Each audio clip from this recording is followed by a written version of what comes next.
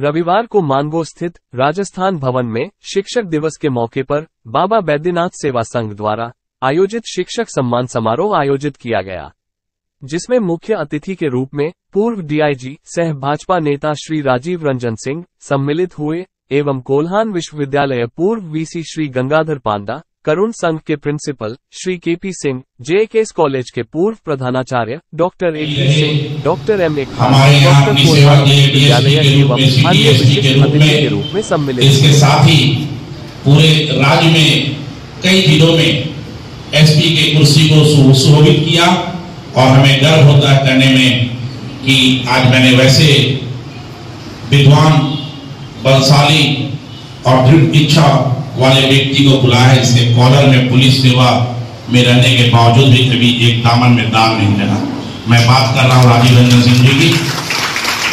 आप लोग सोच रहे होंगे, मैंने पहले ही अभी सभी शिक्षकों को कहा है, मैं स्पष्ट कर देना चाहता हूं कि मेरा जो कार्यक्रम है, मैं एक्चुअली एक राजनीतिक कार्यकर्ता हूं, लेकिन ये जो कार्यक्रम है किसी भी रूप से राजनीतिक का नहीं है। राजीव रंजन जी भारतीय जनता पार्टी के सदस्य है, तो आप लोग सोच रहे होंगे कि क्यों बुलाया। कोई सोच रहा होगा कि बड़े अफसर रहे हैं, कोई सोच रहा होगा कि अच्छे हैं, कोई सोच रहा होगा समझाते, लेकिन वैसी बात नहीं है। राजीव रंजन जी को बुलाने का मुख्य उद्देश्य यह है कि राजीव रंजन जी ने अपनी पेशे की पहली पारी शिक्षक के रूप में की थी। इन्होंने शिक्षक के रूप में नौकरी ज्वाइन किया था, उसके बाद विद्वान थे, जेपीएससी की परीक्षा निकली, उसमें पूरे रांची यूनिवर्सिटी में टॉप हुए, जेपीएससी कंप्लीट किया, डीएसपी बने और फिर अपने कर्मों से आगे बढ़ते बढ़ते डीआईजी से सेवानिवृत्त हुए।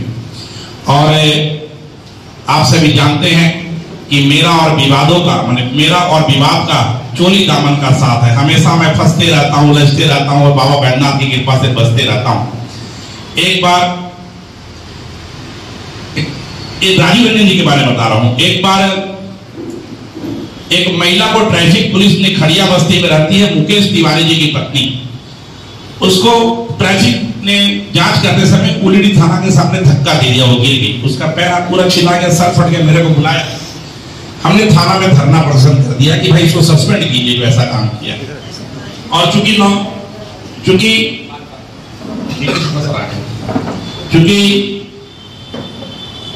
नेतागिरी करता हूं, साथ में कुछ लोग थे, अखबार वाले लोग थे, मेरे मुंह से कुछ गलत शब्द भी निकल गए पुलिस वाला के खिलाफ में, सोशल मीडिया अखबार में खबर प्रकाशित हो गई। मुझे अभी जो वर्तमान में डीएसपी साहब है सुनील कुमार ने फोन किया कि विकास सिंह आप कहाँ हैं, आप थाने में सिलेंडर कीजिए, नहीं तो मोबाइल लोकेशन निकाल के आपको तुरंत सलाखों के पीछे भेज दिया जाएगा।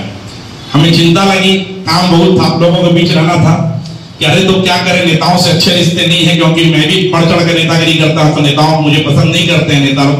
मैंने डीआईजी साहब को फोन किया डरते डरते कि फोन उठाएंगे कि नहीं, करेंगे कि नहीं करेंगे। आपको याद है डीआईजी साहब, हमने फोन किया, एक मुसीबत आ गई है और नेता हमको बोले कि उल्टा काम हो जाएगा। देखिए ना, मेरे को डीएसपी साहब ऐसे ऐसे बोले हैं, मेरी बात सुन लिए, डांटे कि समय खराब है, आपको नहीं लड़ना चाहिए था, गवर्नमेंट आपकी चली गई है, डांटे। तो हमें लगा कि मेरी बात एक कान से सुन के दूसरे कान से निकाल दी होगी, मुझे ऐसा लगा। लेकिन मात्र 5 मिनट के बाद इनके रीडर का फोन आया, वीरेंद्र नाम का ध्यान में नहीं आ रहा, जो 2 साल पहले की मामला है। उन्होंने पूरा डिटेल लिया और डिटेल लेने के बाद कुछ देर बाद एसपी साहब का फोन आया, जो सुभाष कुमार जाट एसपी साहब थे, बोले डीआईजी साहब के चलते तुमको बख्श दे रहे हैं, लेकिन मेरे कोई भी अफसर को अगर तुम गाली दोगे तो अगली बार से बख्शेंगे नहीं। तो कहा जाए कि जिसने काम किया उसका नाम तो लेना ही पड़ेगा। इसलिए मैं डीआईजी राजीव रंजन जी का इस सभागार में बहुत बहुत स्वागत और अभिनंदन करता हूं। इसके साथ ही मेरे पास कोई बायोडाटा नहीं है, मैं बिल्कुल सड़क छाप और रोड छाप और कमजोर व्यक्ति हूं। उसके बावजूद भी मेरे आह्वान में भीसी रहे हमारे बीच गंगाधर पांडे जी आए हैं, मैं इनका तहे दिल से स्वागत अभिनंदन करता हूं। हमारे बीच हमारे निवेदन, तो कहीं ना कहीं शिक्षकों का हम समझ रहे हैं कि कमी रह गई है, क्योंकि आप नैतिक मूल्यों का निर्वहन हमारे युवा पीढ़ी में आप नहीं कर रहे हैं।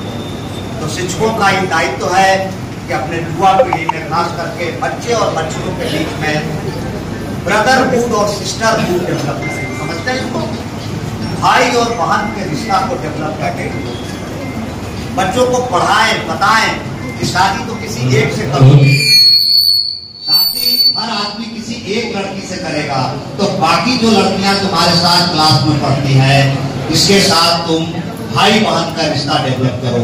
ब्रदरहुड और सिस्टरहुड का रिश्ता डेवलप करो।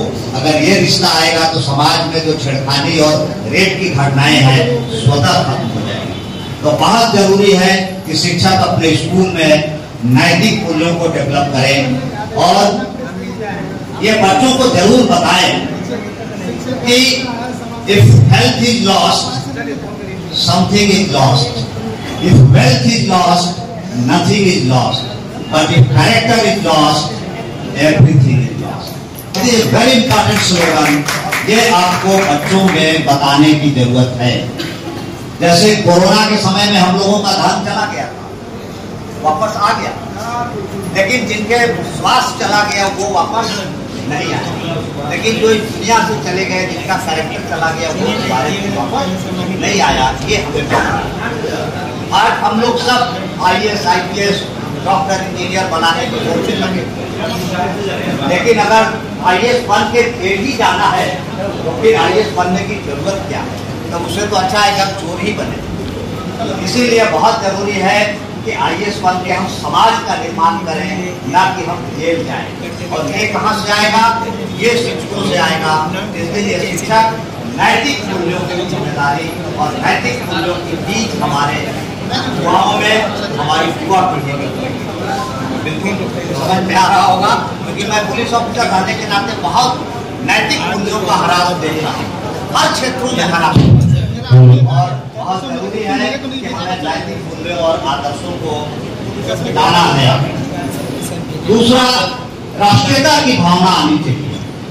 हमें बच्चों में राष्ट्रीयता की भावना जागृत करनी है कि बच्चे बड़े होकर के राष्ट्र के बारे में सोचें, क्योंकि बहुत पुरानी कहावत है, चाणक्य की एक पंक्तियां मैं हमेशा याद रखता हूँ कि उन्होंने सिखाया था मौर्य को, चंद्रगुप्त मौर्य को, जब धनानंद की हत्या होनी थी, कि अगर राष्ट्रहित और राजहित, राजहित मतलब राजा का हित, अगर दोनों के विकल्प में तुम्हें एक चुनना पड़े तो राष्ट्रहित को चुनो, राजा का पद। तो कहने का मतलब है कि राष्ट्रहित हमेशा सर्वोपरि रहा है, और राजहित में अगर राष्ट्रहित कहीं ना कहीं डैमेज हो रहा है तो हमें बच्चों में ये नैतिक मूल्य देना चाहिए कि आप राष्ट्र।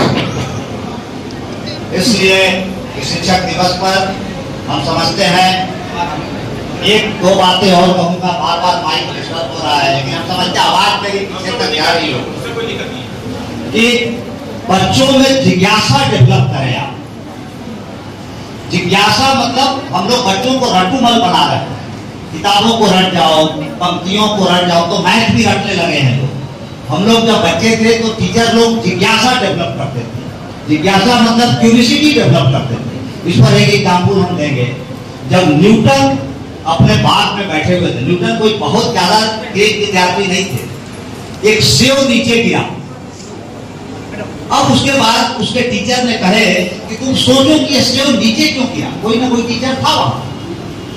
अब न्यूटन इस पे सोचना शुरू किया, ये सेव ऊपर क्यों नहीं गया। कोई ना कोई शिक्षक उसको सोचने पे मजबूर किया और उसने न्यूटन लॉ दे दिया, जो पूरे वर्ल्ड में तहलका मचाया। एक और एग्जाम्पल देंगे, बच्चों को जरूर ये बताइए।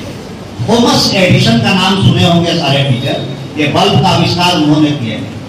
बहुत कम लोग जानते होंगे इस बल्ब के आविष्कार करने में वो कितना बार फेलियर हुए थे, कोई बता सकता है? 3999 बार उन्होंने फेल हुआ। विकास जी आपको जान के आश्चर्य होगा, 3999 बार उस बालक बल्ब के आविष्कार में फेल हुआ। जितने लोग कहे कि अब तो छोड़ दो यार, 3999 बार, सोच के कल्पना करके देखिए। लेकिन उस विद्यार्थी ने कहा कि मैं फेल नहीं हुआ, हर बार कुछ न कुछ सीखा, और 4000 अटेम्प्ट में, 4000 अटेम्प्ट में उसने बल्ब का आविष्कार कर दिया जो पूरे दुनिया को रोशनी दे रहा है। इसीलिए शिक्षकों को हमेशा इस युवा पीढ़ी में जिज्ञासा लाना है। मैं यही काम कर रहा हूँ। रिटायरमेंट के बाद मेरे पास बड़ा अच्छा ऑप्शन था, इतनी अच्छी हम लोगों को पेंशन मिलती है, इतना अच्छा घर है रांची में, ये सब छोड़ करके आराम से जिंदगी बिताता, विदेशों में घूमने जाता, बच्चे मेरे विदेश में हैं, लेकिन सब छोड़ करके मैंने युवा पीढ़ी को निर्माण के लिए मैंने पाठशाला दर्शन शुरू किया। पॉलिटिक्स को अभी ज्वाइन किया हूँ। 1 साल मैंने डुमरिया बूढ़ा बंधा के सरकारी स्कूलों में जाकर के बच्चों को जुआ पीढ़ी को निमान में कैसे लगाया जाए इस पर काम किया। तो मेरा कहना है कि यंग जनरेशन को आप निर्माण करें, यंग जनरेशन को एसेट में बदलें, क्योंकि भारत देश का जो यंग जनरेशन है वो लाइबिलिटी हो गया है। हमें उस यंग जनरेशन को एसेट में बदलना है। हर जुआ के मन में डाले आप, भले ही वो फेल क्यों नहीं किया हो, कि नहीं तुम सोसाइटी के लिए धरोहर हो, मेहनत करो, आगे तुम टॉप करोगे। ये माँ बाप से भी कहेंगे कि अपने बच्चों को कभी डांटिए मत, कभी फेल होने पर उनके तिरस्कार मत कीजिए, उनका मनोबल मत गिराइए, हमेशा पॉजिटिव थिंकिंग करिए। एक बार जो पॉजिटिव थिंकिंग उसके दिमाग में आएगा, हमेशा आधा ग्लास को भरा हुआ देखिए कि आधा ग्लास में पानी तो आधा भरा हुआ है। खाली चीज को देखने की प्रवृत्ति हटा दीजिए, क्योंकि जीवन में हर जगह खाली मिलेगा। हम हमेशा भरा हुआ चीज को देखें, जीवन में पॉजिटिव थॉट लाएं, और जिस दिन हमारे टीचर पॉजिटिव थॉट